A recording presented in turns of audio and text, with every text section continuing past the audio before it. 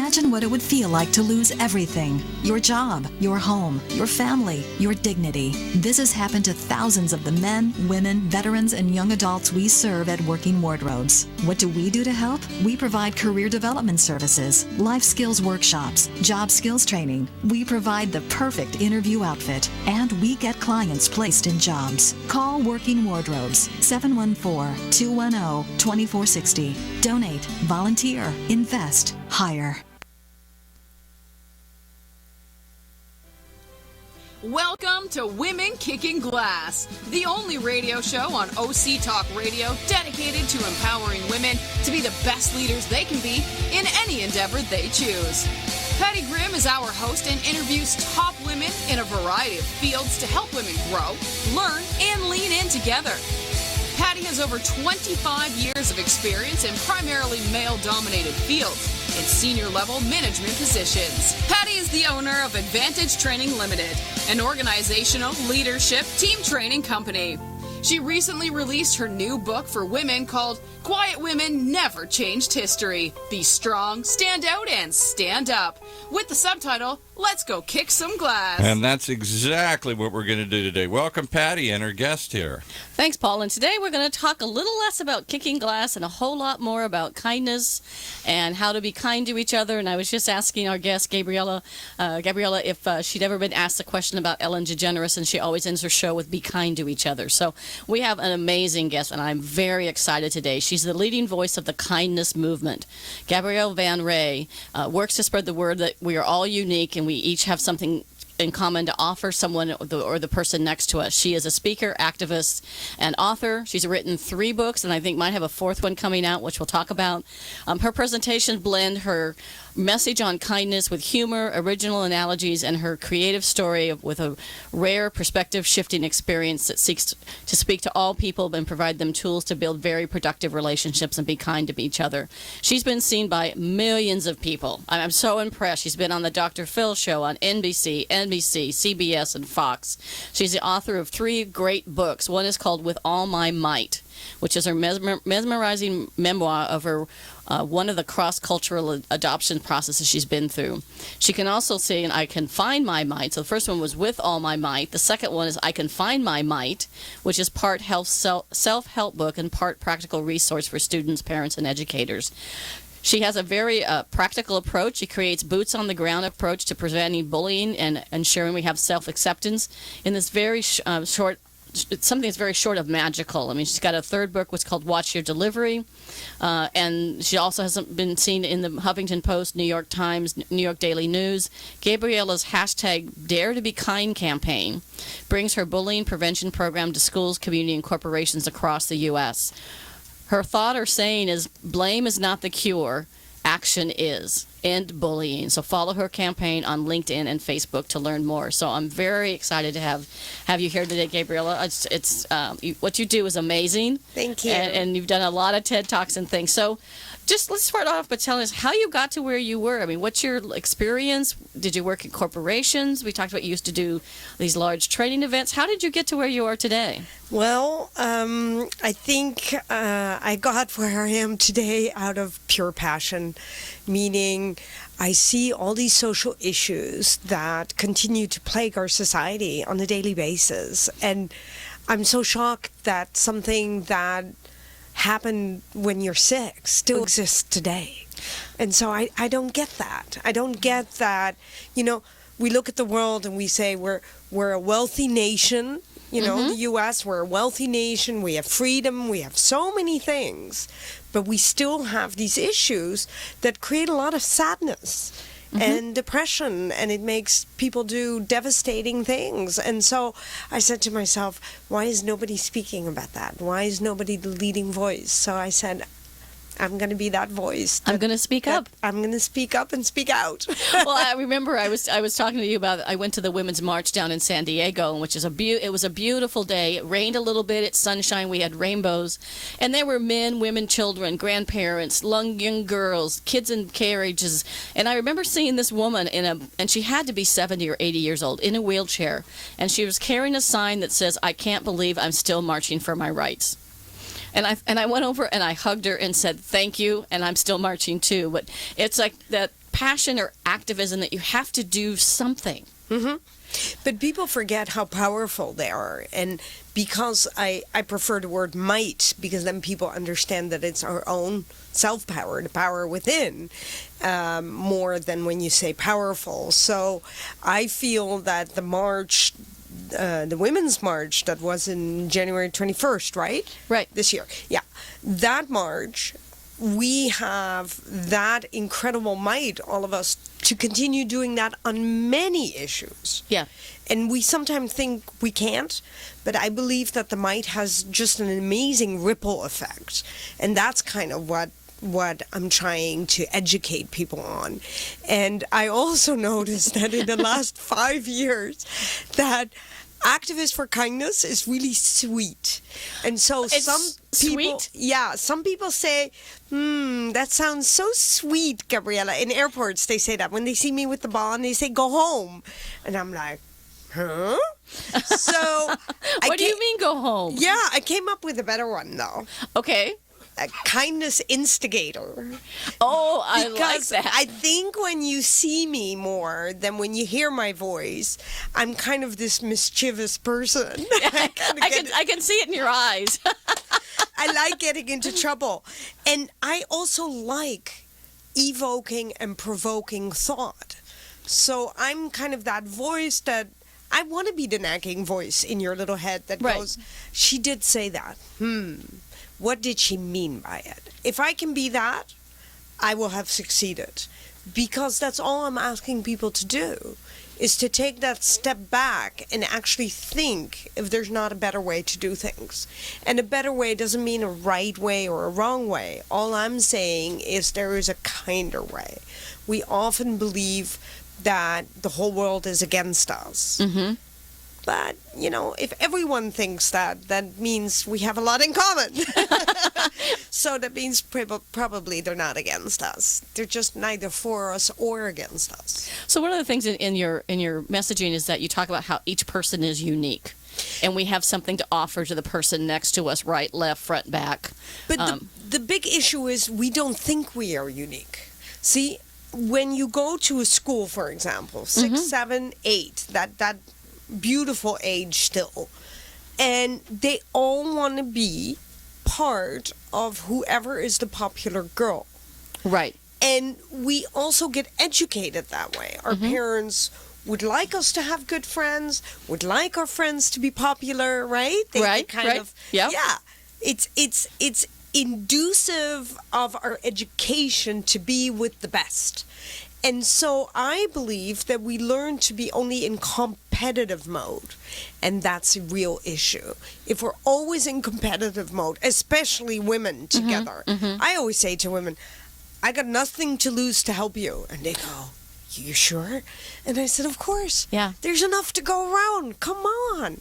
Yeah, my favorite. I want to encourage you. Yeah, one of my favorite quotes comes from former Secretary of State Madeleine Albright, Okay. who said there should be a special place in hell Yeah, I heard for that women one. who don't help other women succeed. And I've noticed recently that there's more talk about women competing against each other versus being kind. Yeah. And so to me, if you help somebody, you get more back. It's not a zero-sum game. Absolutely. But there's one issue that's really difficult for women, I think. And I have a talk on that. And it's called Stop Apologizing for Who You Are. Exactly. And I think that's the first issue. We talked before the show where you say it's about the education, and I agree totally with you.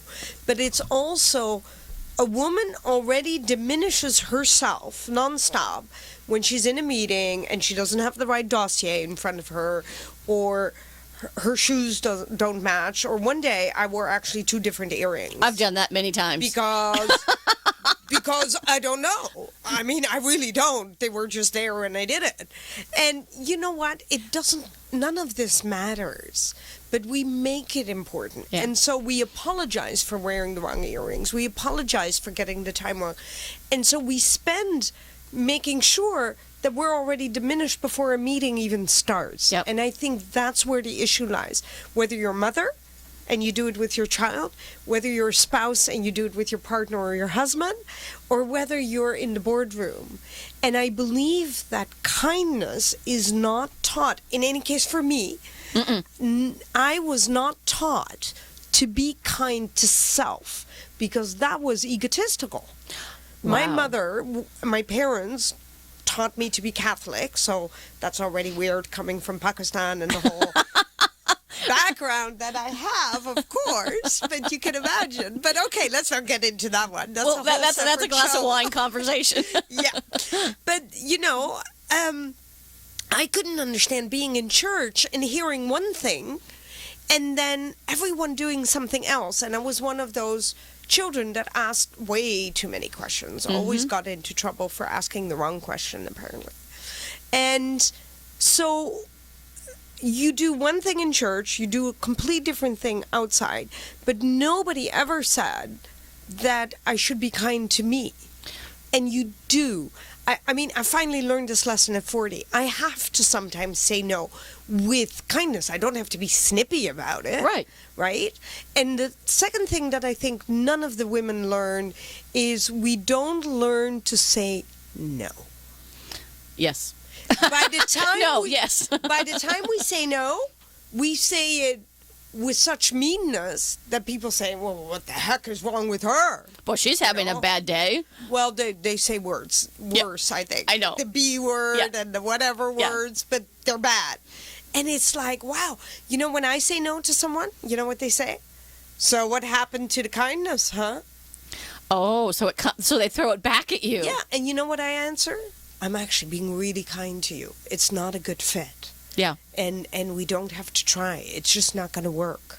Exactly. I need this, and this personality to fit in the team or whatever, right? Right.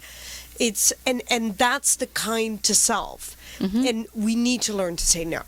And so in my kindness message, so all my talks are actually on very heavy topics like tolerance, racism, multiculturalism, diversity. It's tons of topics. Watching your delivery is not an easy one. Right.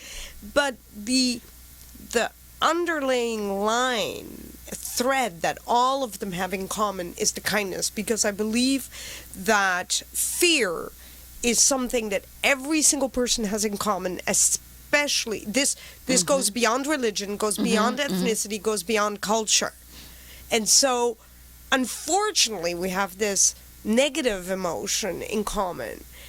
But then my question back to your audience would be, if we have that in common, then how come we're so mean to one another? Yeah. Because we know what the other one feels. I mean, I always see it, like if I'm somewhere and one person walks in and I'm with a whole group of people, I will go out of my way to stand up and shake their hand, because it's scary. Or say something kind to them, like, I really like your earrings, or or whatever. I like your fingernail, whatever. Just say something. I used to teach when I was in banking.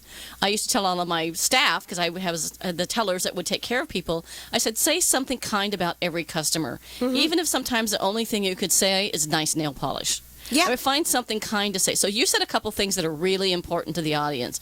One, women apologize too much. We say, I'm sorry, I'm sorry, I'm sorry. Somebody bumps into us and we say, I'm sorry. Somebody crashes into your car, we say, I'm sorry. So we assume guilt for things we shouldn't be assuming guilt for. We shouldn't be apologizing. And it diminishes us. It diminishes us. It's like our legs are cut off at the knee, right there. I know, we're short enough.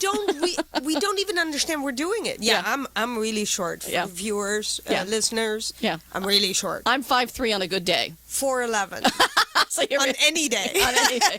The other thing you said was about being kind to yourself. So one of the things I talk about in my book is put yourself number one on your things to do list. Yep. What I say to people is, you can't give away what you do not own. So you cannot give away kindness or self-esteem or confidence to your children if you don't own some of that yourself.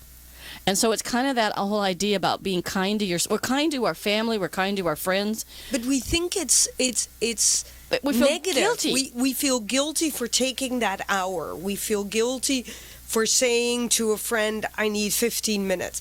And see, this is where I kind of say, there needs to be an education outside of religion where we actually teach this. I really firmly believe that. And I have a 4-step, but there is some logic to my madness in a way. Because, That's good to know. Yes.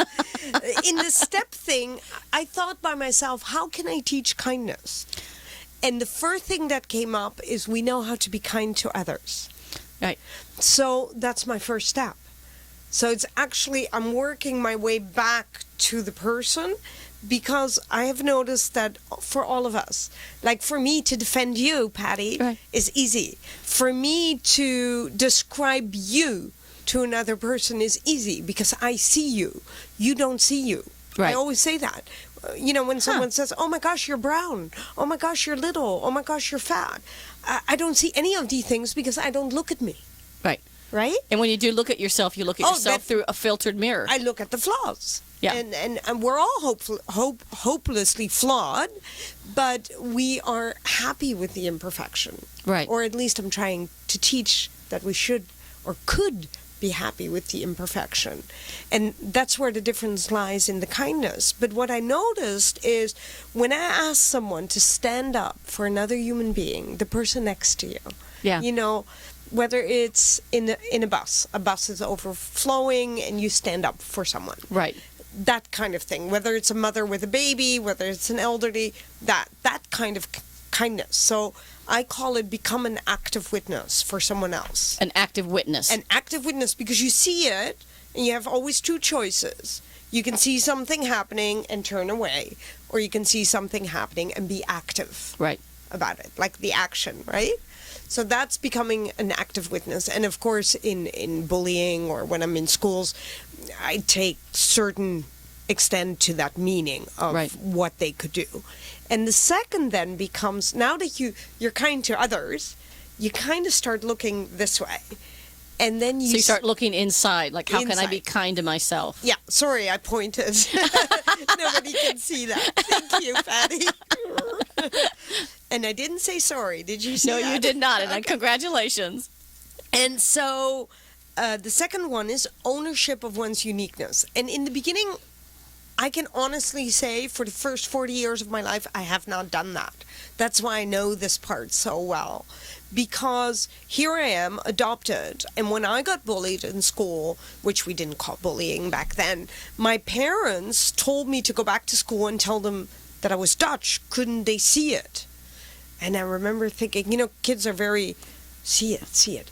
I'm shorter than they are. I don't have blue eyes. I'm definitely not blonde. My skin color is a bit darker than they are. Yeah. But, okay. Yeah. But I kept doing that, right? Can't you see I'm Dutch? So now I finally can say I have one leg in the East and I have one in the West, and it's more than okay not to belong to either. Yeah. And that is the kind of message that I mean with ownership. And then I'll give you a little example. We are a melting pot. Mm-hmm. Right? Definitely. But we're unwilling to melt. Okay, say more about that. Okay. I love that. I think that's part of that ownership. So we all want to stay with my people. And I don't have my people, Patty, because I don't know what I am. You speak 4 languages. I speak languages. I speak them all badly, someone told me, but I don't really care. I love it. I don't. And you know what? It's I said to the person who said, you speak them all badly, I said, you know what? At least I speak. At least I make an try. effort, and I make an effort to be open to every culture I meet, because we all have invisible constraints. Mm-hmm. But I have one less than most people. So when we are born, not were, we're still born one day. We have the culture of our parents, Right. of course, which is a constraint. Then we are either female or male, which could be a constraint depending where you're born. Mm-hmm. We have a lot of freedom here, so we can do sports even if you're a girl. So Right. that's why I'm saying that. I believe we're born with innate kindness. Mm-hmm. Okay, so that's all part of that uniqueness. But mine is a little step different than most because they plucked me away from my culture. So then I ended up yes, in a Dutch home, but each time living in another country every 4 years. So by the time I was 15, I had lived in 5 countries. Right. And so for me, the world became family. Yeah. Whether they're French, whether they're German, whether they're Canadian, whether they're Indian, whether they're Pakistani. When people say, oh, come with me because you're like my people, I just walk along. Yeah. And then the next day I'm with Iranians, and then I'm with Moroccans. And if I wear my hair in a ponytail, people tell me I'm Mexican, especially in California. And I always say, I wish I spoke as good Spanish as you guys do. Yeah, exactly. So that's what I mean with the melting pot. We pretend to want to melt because we're all so polite. But we're not polite. We're just being tolerated. Yeah. And so I am a passionate advocate, if you want to, for becoming the melting pot that really is willing to melt. Yeah. That is willing to accept one another. I want all of us in every single culture to go from tolerance to acceptance. Exactly. And there's a big difference in that. Yeah. Yeah, and there's so many things that I think many of us thought that we solve things like diversity because we did all these diversity training, especially in the U.S. Yeah. We did all these diversity training courses in the 70s, 80s, 90s. We thought we fixed diversity. The same is true with the women issues. We thought we had women's equality. Well, it turns out women still make 80 cents to when the man make $1. It'll take 179 years to get to pay equality if we keep doing what we're doing. And all these issues, all these things still exist. So we really didn't fix the problem. Mm-hmm. We maybe got tolerant, but then how do you move to acceptance? Well, I think the thing is, I really believe that the elections in the United States unearthed what has been beneath the surface forever. It's kind of been bubbling under the surface? Yeah, it's always there. It's always there. I know it. And the thing is, we're lulled into sleep. So 9/11 was a huge wake-up call for all of us. But I noticed myself, being brown-skinned, that all of a sudden people said, go home, you're like Al-Qaeda. And I went, who? Me? Are you kidding me? And I said, I've never set foot there. Right? But you had the look. I had the look. And so... but not the willingness, let's put it that way. Yeah. and not the ideology of what they stand for. But this is what's so difficult, right?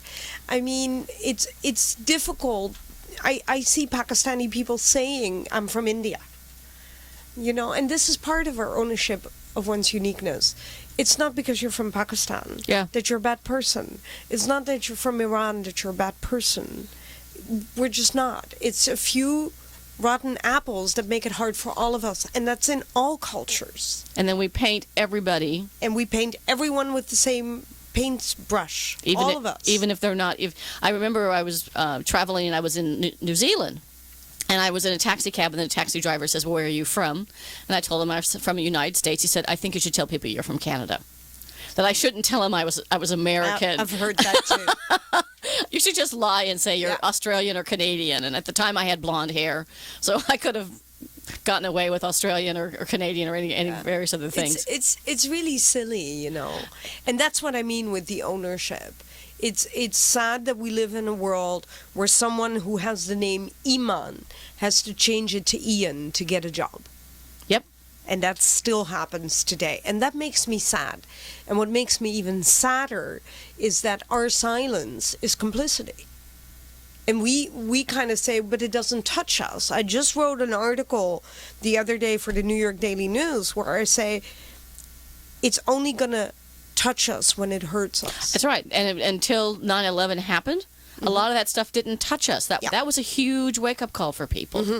And so as long as it's someplace else in somebody else's yard, then it doesn't touch us. It doesn't touch us. But it's the same with the wars, and it's the same with the immigrants. You know, at this moment in Europe, they're going for elections in France, and then this fall it will be Germany, and the whole Brexit thing. And I was honestly very proud that Holland didn't vote for the right, and because otherwise Holland, who has always been a slightly tolerant country would suddenly not be tolerant. But I think this whole syndrome of wanting the immigrants out is because we feel, or we think we feel, that they take something away from us. And it's always the same that I say. When we have an economic positive line that goes above, right? Above the unemployment rate, and we go smoothly up, we don't care about the immigrants. But when it goes a little bit down and our livelihoods are at stake, that's when we don't like immigrants. Yeah. And that's when we want them out. But you can't just... all countries have immigrants. Yeah. So we're going to take a quick commercial break, and I want to come back and talk about your hashtag Dare to Be Kind campaign, and talk about what are some things we can do to help. Because your thing was all about taking action. It's all about action. So we'll be back in just a minute.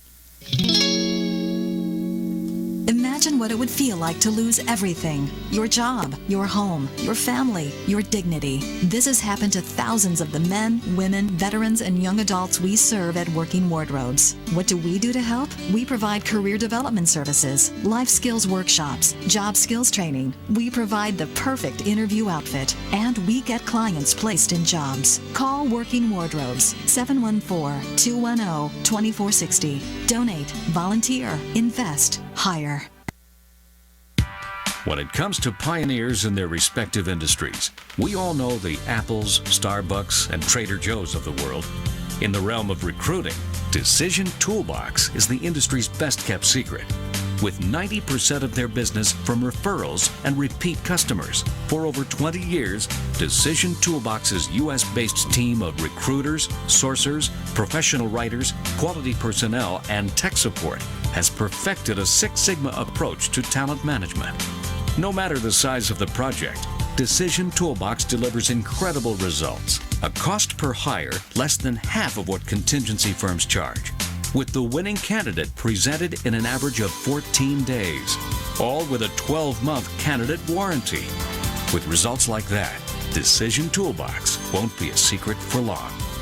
Visit us at www.dtoolbox.com for more information. All right, back to Patty and her fascinating guest here. Yeah, this is Patty, and I've got Gabriella with me, and she's amazing. She's got an incredible kindness movement. I really want to talk about your hashtag Dare to Be Kind campaign. Okay, the hashtag itself is just Dare to Be Kind, without the campaign. Okay. But I called it a year campaign. It started out really because I needed a visual. I needed a visual for people. People love visuals. Yeah. And I needed a visual about values and standards. And I needed to describe how someone feels. So the idea came to me actually quite easily because we have an expression in English, we've dropped the ball. Right. And so... And your card is in the shape of a little ball. And so I kept going, we've dropped the ball, we've dropped the ball. I like that. You know, how you create an idea. And then I went... We, as a society, have dropped the ball on human kindness. The back of the ball would then say, will you help me pick it up? And that idea, when that was born in my head, I went, boom, boom, boom, bounce the ball, throw it in the audiences, whether it's children or adults, and then say to them, thank you, you just picked up the ball of human kindness. And by doing that, and that's how that whole Dare to Be Kind campaign started. Because when you do that, people feel part of something, and then they're going to do it too. So we have slap bands with Dare to Be Kind. And so I said, if you have a beautiful story, for example, you see something that someone else does. Because again, it's easier to write about someone else than about yourself, right? Because then we have the fine line between boasting and not boasting. So I don't know. I post things that other people tell me or that they do. And so if you post a story and you see something incredibly kind, then you can put the hashtag Dare to Be Kind on Facebook, because I'll see it too, because we on a regular basis look for that. And the other thing that I feel that everyone can do is, in a 2-mile radius of where we live, wherever that may be, you can be the difference for someone. That's part of the slogan of the ball. It only takes one moment, one person, one kindness to help someone go from a negative space to a positive place. Be the difference in their lives, obviously. And by doing that, you're also the difference in your own life, because you enrich your life too. But the rule, and here's the golden rule, no money is involved. The only thing that can be involved is your time. An act of kindness that comes from your heart or something that you do. And not random. It's purposeful, because I'm trying to actually evoke in you, how many people do we ignore in that 2-mile radius that are part of our daily makeup, but we ignore them. Whether you get your coffee every morning at McDonald's, whether you get your coffee at Starbucks, I don't care where you get something from, but your daily little habits, you don't see the people who serve it to you. It's only when they're gone that you go, hey, wasn't there a young girl? Wasn't there a guy with a mustache? What happened to the girl with the purple hair? So my thing is, find out who they are. Yeah. Actually, they're part of your daily life. They're part of it. Yeah. Make them really part of it. And I promise you, they will soar. Yeah. Because they are unnoticed and almost unwanted by you that they serve every single day. And sometimes it's as simple as saying thank you. Yes. I mean, or smiling. Or smiling. People tell me I walk down the halls or I'm walking someplace with a smile. I don't even know I'm doing it. They said, what are you so happy about today? I said, it's a glorious day. Well, they'll say, well, it's raining. Well, we need the rain. I mean, so find something positive that you can actually do. There's a radio show host here in L.A., Ryan Seacrest. Well, I'm sure all know who Ryan Seacrest is, but he has a segment on his show every day. I listen to L.A. and San Diego because where I live, I get both stations. And he talks about tell me something good. He has people call in and just say, tell me something good. So why can't we take that sphere of people that we see all the time, like the checker at the grocery store? Yeah. That's what I mean. They all know me because Yep. I say, hi, how you doing? I'll say, oh, that's a pretty necklace, or I'll make some comment that someone, just to make somebody's day, to see them smile. I want to see people smile more. Yeah, for me, it's just the mere fact that we know their name, that they become, we dehumanize them, and they're part of our lives, whether we like it or not. They're there, and so I'm just saying, include them. Yeah, really include them, because once you do that, these people soar. Yeah, and they will go out of their way for you. Absolutely. You get to the checkout stand and say, oh, I forgot to buy bananas. I'll go, oh, I'll get you them. Yeah, do you want green ones or ripe ones? But that's why kindness is so important, because kindness only grows more kindness, but when you do that, they remember the feeling. Nobody ever remembers anything else, really.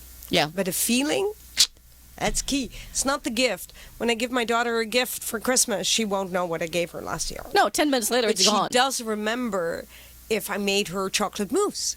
Yeah. Do you see what I mean? The Yeah. feeling is what kids remember, and it's what all of us remember. So Maya Angelou has a great quote, and I'm sure you probably heard this. It says, people won't remember what you do. People won't remember what you say, but they will always remember how you made them feel. Yep.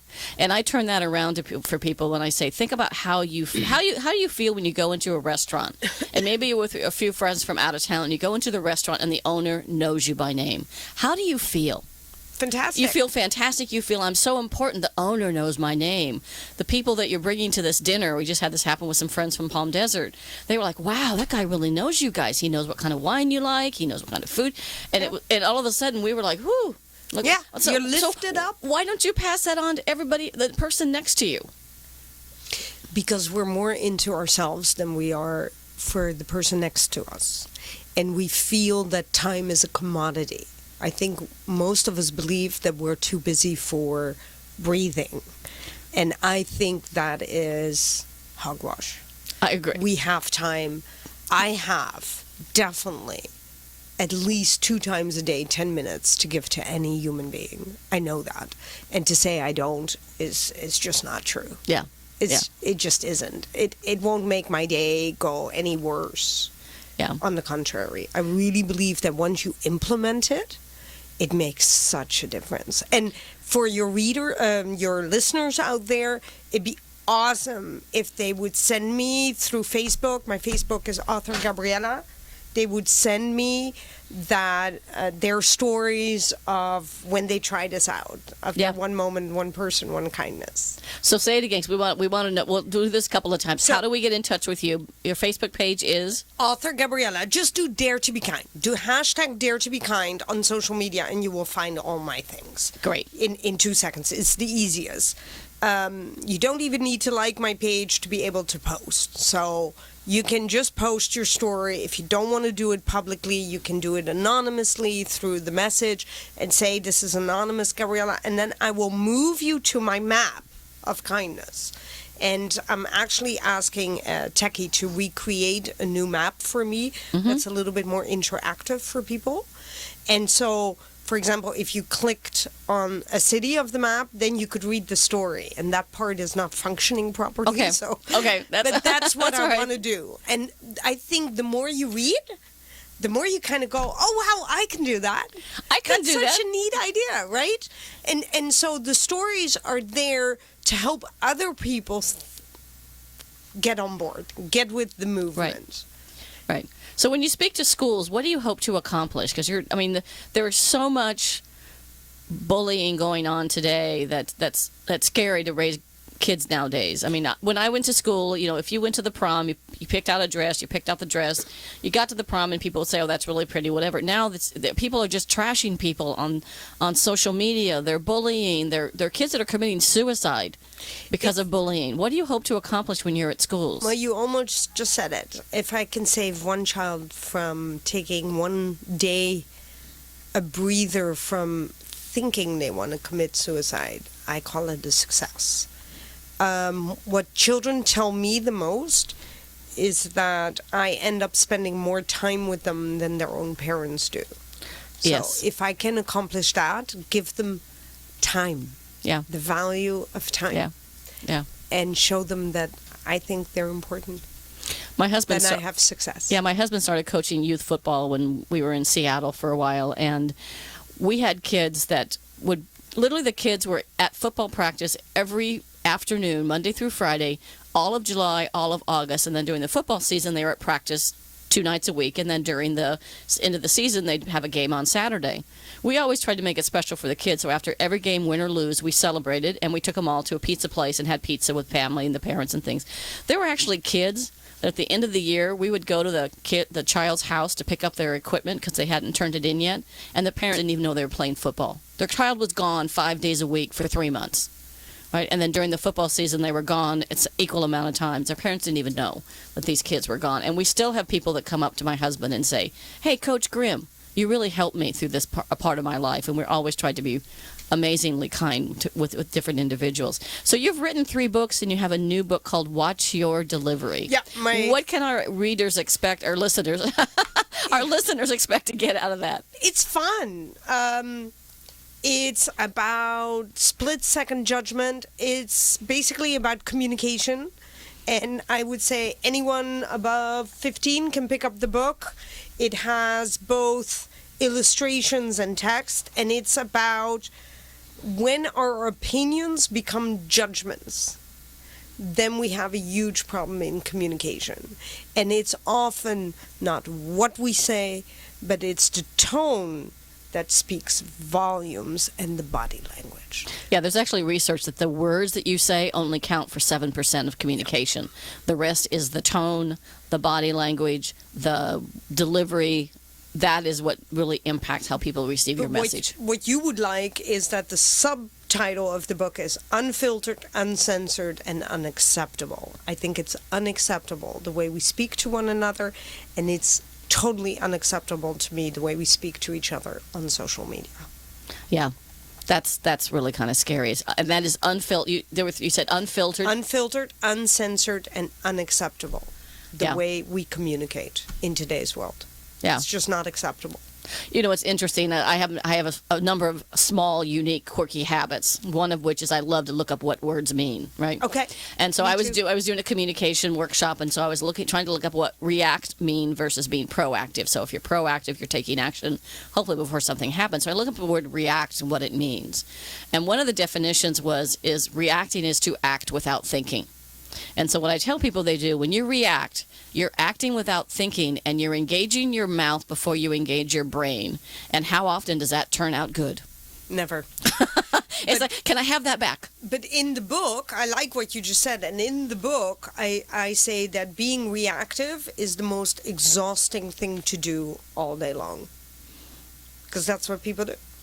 Yeah. They react to everyone and everything, and it's not necessary. Take a step back, breathe deeply. It's not about you. Just let it go. Let it go. So what could we do to be kinder to each other? Well, I think the first thing is honest. You got to be kind to yourself. You got to find that Thank you. way. You got to be kind to yourself first. And when you start doing that, and when you start learning all by yourself, and maybe you could say this to your friends. Listen, I'm trying to learn to be kinder to me so that I can be kinder to others. And so the next time I say no, don't tease me or don't do nasty things, because it's a learning curve for me and it's difficult.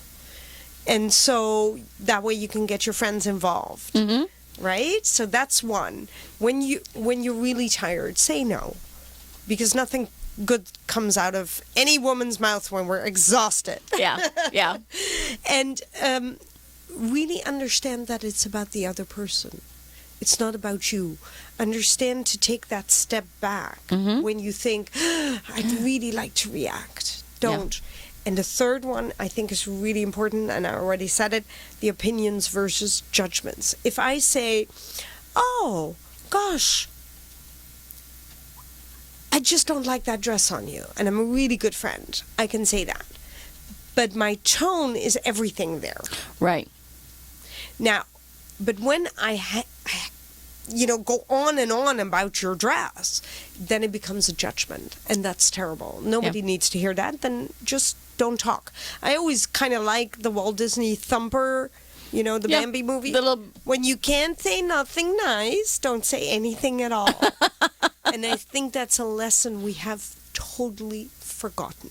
Yeah, at one point in time, this is when I lived in Singapore, I hired a fashion person to come in and go through my closet and tell me what I should get rid of and what I should keep. And then she took me shopping, we talked about makeup, right? Had somebody do my makeup and my hair and all this kind of stuff. And so it was really a lot of fun. And she was a very kind Australian woman. And so I would put something on, and her comment was, honey, it's not your best look. Yeah, see? That's all she said. Yeah. That's all she said. It's just not your best look. And then we go, okay. And I take that and put that in the giveaway pile. But that is honesty with kindness. Kindness, yeah. And there is a way to do it. But again, we are so used to snippy. And you know what we're not used to either? We're not used to saying to someone, let's say that we work on a regular basis together. Right. I am not used to saying to you, hey, Patty, this is not a good day.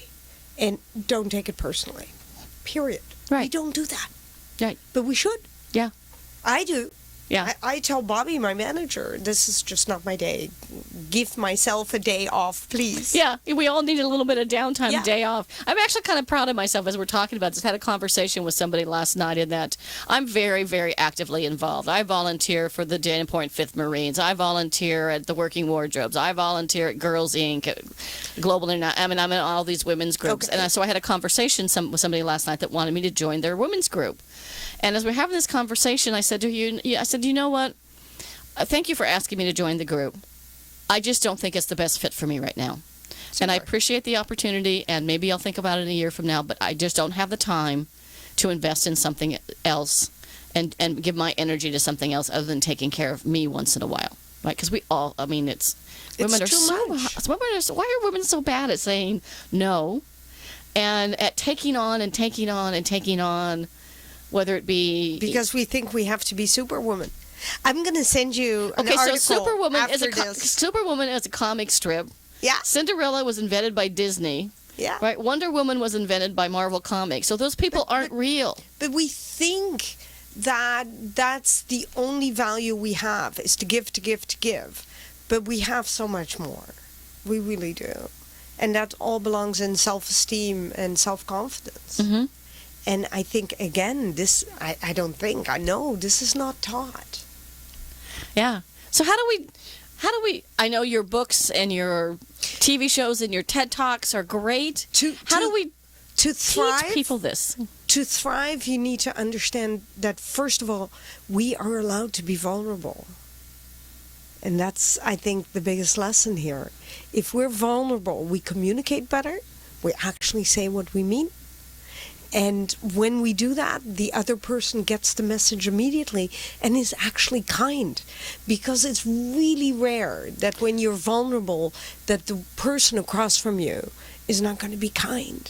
See, but we hide behind this facade that is unreal. And it's not possible to attain. It's not possible to attain perfection. It's a false perfection. And it's the false security and safety of the group. For example, it feels good and safe to be part of a network. But I took ownership of my uniqueness, and I don't want to be part of any network. Right. I just want to be part of me. Yeah, exactly. Because that's about all I can handle. And people, celebrate your uniqueness and the things you bring. Celebrate your strengths. I talk about that in my book. Find out what your strengths are and celebrate those. And maybe get your weaknesses sort of maybe to an acceptable level, but don't spend your time trying to focus on those, because it's going to take away your energy to make yourself great and kind. And remember that your story and your gifts are something that you can share with the person next to you, whether it's a stranger or a good friend. And we forget that. Yeah. Yeah. We think we need to go and run out and get a PhD before I can talk to you. Yep. And I'm sorry, but I think the life women lead, I know they have something to share. Yeah. That is of worth. It's just they think it's not of worth. But that's the part of the might talk, to teach women. We really have that. But men too. Men think that their stories, to other men are not important, about parenting and being kind to your wife. And that's not just being kind by bringing flowers. Right. It's more than bringing out the garbage. It's just being there. And when men start sharing stuff like that too, to each other, our world opens. Yeah. And that's how I believe we soar, is through this communication that we don't know how to do, the vulnerability that we don't want. But the moment we do that, we will see kindness. Yeah, and I think you have to start. So the challenge to everybody is go to the hashtag Be Kind. Dare to be kind. Dare to be kind. All in one word. All one word. Dare to be kind. To go to the Facebook and start to look at some of these stories. To obviously buy some of your Gabriella's books, but also to do something today. 1 or 2 things today to be kind to somebody else that don't take money. They're so simple. The first one, Patty, you mentioned it. I'm going to take your example. Patty said, talk to the cashier. Really talk to her. And I'm going to say something else because my manager is sitting in the studio here. She just came back from a trip to Iowa, and she said to me, thank you, G, because she calls me G. Thank you for... You taught me to really look at a person. We don't really look. It's very interesting. So just by seeing the person, I'm a big believer in this, of course, at 4'11", they grow an inch in front of you. And I need all the inches I can grow. So when you really see me, or when you really see Patty, believe me, without you ever doing anything, we got it. We got that you saw us. And this is without words. Yeah. Yeah. And it just makes you perk up. It just really makes you, that step is bouncier. You know what I'm talking about. Yeah. I think every listener here knows what I'm talking Yeah. about. And this is men, women, children. We can teach our kids that. Because if you do it, don't forget, our kids are like sweet little monkeys. They do copy us, good or bad. They copy all of it, unfortunately. So please tell them that we're not superhuman. Don't show your kids that, because we're not, okay? Show them that we're vulnerable. Show them that we don't always have it right. We're just trying. And most importantly, show them that we're kind and that we treat that flight attendant, that person picking up the stuff in the corner that's helping things out. I remember at one time we did this big volunteer thing for Microsoft, and we were literally on the streets of Seattle picking up trash, and somebody said, "You work for Microsoft and you're picking up trash in downtown Seattle?" I'm like, well, yeah. Yeah. Because it needs to be picked up. My husband was in the hotel business. There's anything out and around, you pick it up because somebody might fall over it. So I think if everyone does their part, we got a good society. We got a better world. world. We want a good society. And we so need it right now. Yes. We so need it right now. So what are your last words of advice for our audience about being kind, and how can we get a hold of you? I know we said it a couple of times, but I wanted to show people know about your books, how to get a hold of you.